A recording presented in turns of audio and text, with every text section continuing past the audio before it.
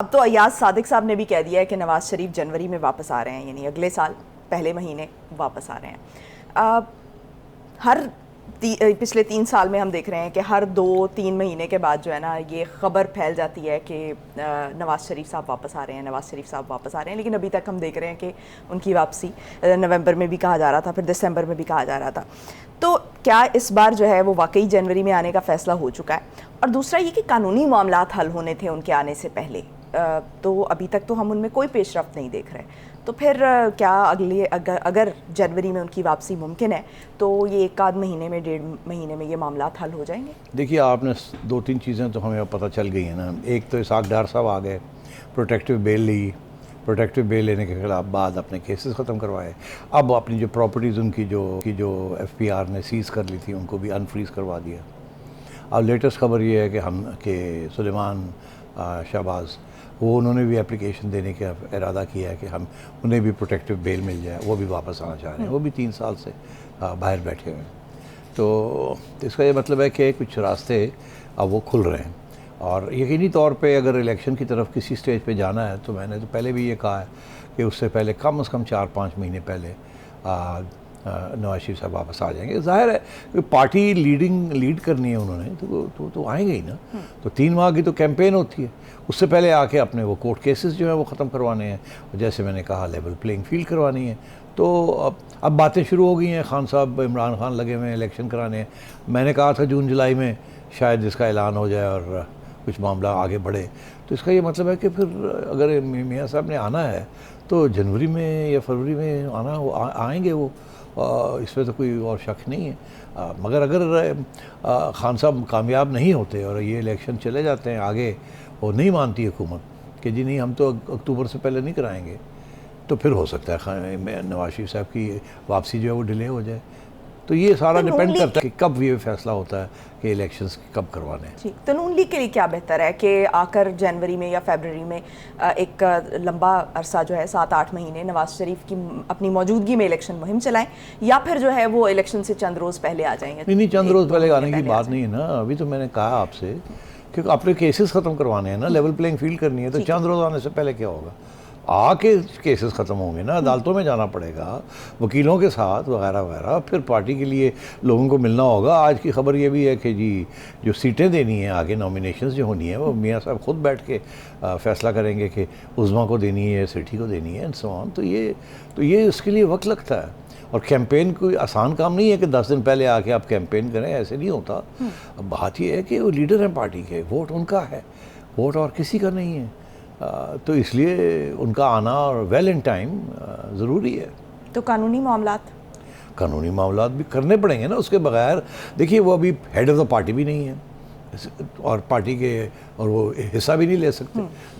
मैं आपको कह रहा हूँ कि उन्होंने अपना वो नाअहली जो है वो ख़त्म करवानी है, उसके बाद उन्होंने इलेक्शन लड़नी है, और अगर इलेक्शन जीतते हैं तो वो ख़ुद प्राइम मिनिस्टर बनना चाहेंगे।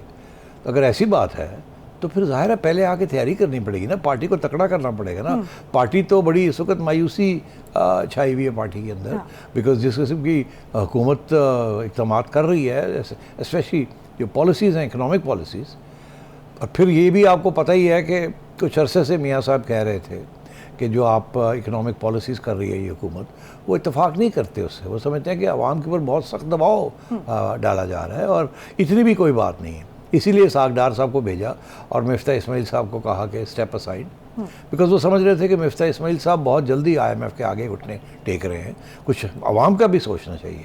अब इसाक डार साहब आगे, आप पता चल रहा है कितना मुश्किल है ये, क्योंकि अभी तक IMF का प्रोग्राम जो है वो नहीं आया, जो अगली किर्गिस्तानी थी 1.1 बिलियन डॉलर्स की।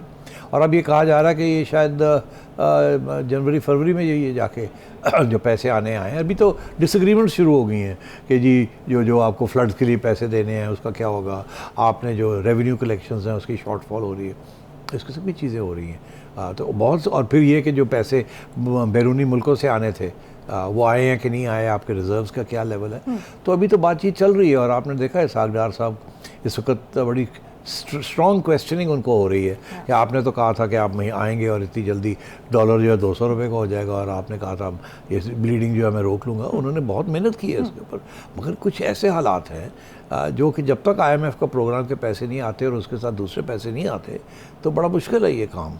तो ये ना, इसीलिए हुकूमत जो है वो नहीं चाहती फौरी तौर पे इलेक्शंस। अगर ये फौरी तौर पे इलेक्शन हो जाते हैं तो इमरान खान जीत जाएगा। इनको मौका चाहिए कि अगले बजट तक, जून तक तो ये रहें और उस बजट के अंदर कुछ ऐसे पॉलिसीज़ करें जिसके साथ आवाम की कोई रिलीफ हो।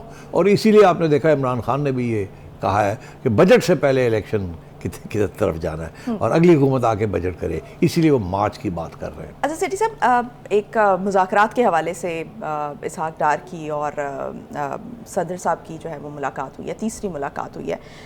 इन मुज़ाकरात का एजेंडा क्या है? और जो मौलाना साहब हैं उनको हम देख रहे हैं कि वो तो उनके तो शदीद तहफ़्फ़ुज़ात हैं। वो कह रहे हैं कि इन्होंने हमें चोर डाकू कहा हुआ है और इन्होंने कहा था कि हम इन लोगों के साथ कभी नहीं बैठेंगे।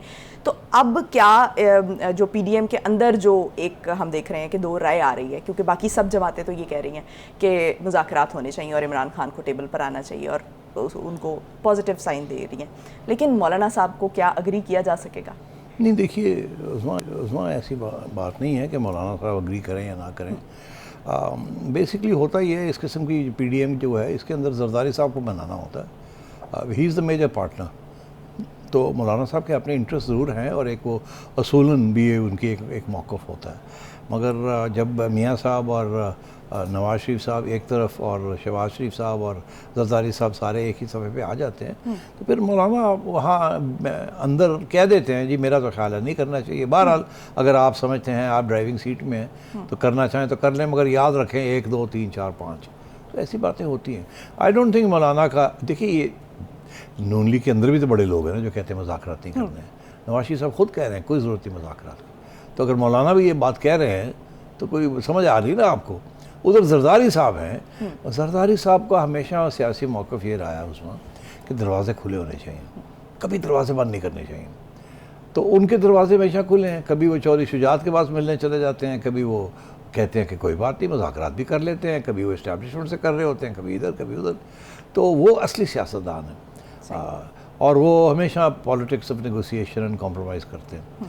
तो मैं ये समझता हूँ अभी भी ये जो सो कॉल्ड मुज़ाकरात हो रहे हैं, सबको पता है इस बात का कि सेकंड लेवल लीडरशिप कर रही है, ये टॉप लेवल लीडरशिप नहीं कर रही। आरिफ अलवी साहब जो थोड़ी बहुत नेगोशिएशन करवा रहे हैं उसमें टॉप लेवल लीडर्स नहीं हैं। तो इसलिए ये अभी इब्तदाई स्टेज, मेरा ख्याल है कि ये वक्त लगेगा। मगर अब क्योंकि इमरान खान साहब जिन्होंने कहते हैं ना काला पे है कि जी अभी करो नहीं तो फिर मैं डिज़ोल्व करने जा रहा हूँ, तो अब देखना ये है कि ये मुज़ाकरात की बातें होंगी मगर क्या इमरान खान साहब अब क्या करेंगे। क्योंकि ये तो नहीं होगा उस्मा के इमरान खान साहब कहते हैं कि जी मुज़ाकरात करो नहीं तो मैं जा रहा हूँ, कहेंगे जाना तो जा, फिर देखिए तू जानना कि नहीं जानता। तो इसलिए अब वो स्टेज आई हुई है। ये मुज़ाकरात वाली बात जो है ना ये उस स्टेज पे आएगी जब खान साहब ये फ़ैसला करेंगे कि अनकंडीशनल डायलॉग होगा और वो रातों रात उसके कोई फ़ैसले नहीं होंगे। उसके अंदर पार्लियामेंट में जाना पड़ेगा, बैठ के सही तरीके से ये काम करना पड़ेगा। धमकी के साथ काम नहीं चलेगा। अभी तक तो वो समझते हैं ना धमकियों के साथ काम चल रहा है। तो इसे अब देखना ये है कि खान साहब को कब समझ आती है इस बात की।